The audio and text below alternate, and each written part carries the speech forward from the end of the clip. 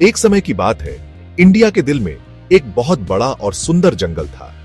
ये जंगल ऊंचे ऊंचे पेड़ों से भरा था, जिन पर हरे भरे पत्ते थे, रंग बिरंगे फूल थे और चमचमाती नदियां थीं जो खुशी खुशी बहती थीं।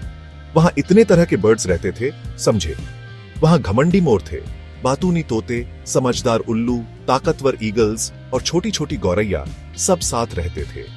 वो दिन भर चहचहाते और अपने मीठे गाने गाते थे, एक पेड़ से दूसरे पेड़ पर उड़ते, अपनी हरी भरी दुनिया में खुश। बहुत बहुत सालों तक इन बर्ड्स का कोई किंग या क्वीन नहीं था जो उन पर राज करे। वो अपनी लाइफ खुद ही संभालते थे।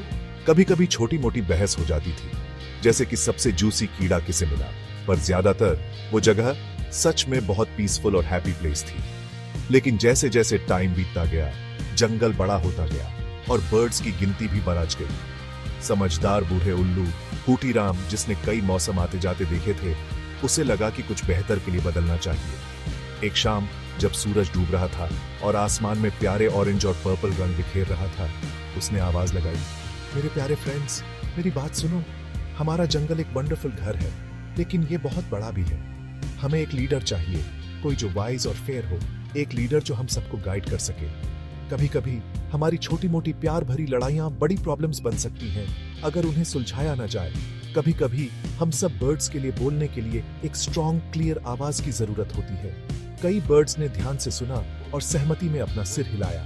हाँ, शायद एक लीडर उनकी कम्युनिटी के लिए अच्छी बात होगी, उन्होंने सोचा।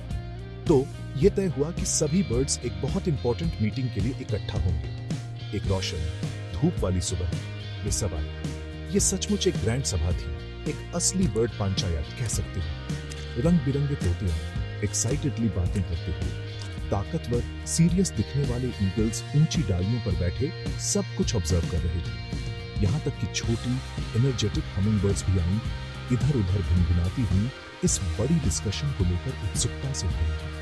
आमतौर पर शर्मीली नाइटिंगेल्स भी शामिल हुई। उनकी सुरीली आवाजें चहचहाहट और ट्वीट्स की आम हलचल में और इजाफा कर रही थी। वे सब एक पुराने बरगद के पेड़ की मजबूत डालियों पर बैठ गए, जिसकी लंबी जड़ें बूढ़ी समझदार दाढ़ियों की तरह नीचे लटक रही थी। हवा में उम्मीद और अनगिनत छोटी छोटी बातों की कहना कह रही थी कि क्या होने वाला। बहुत चहचहाने के बाद जब थोड़ी शांति हुई, तो कालू कौवा, जो अपनी तेज बुद्धि के लिए जाना जाता था, ऊंची डाल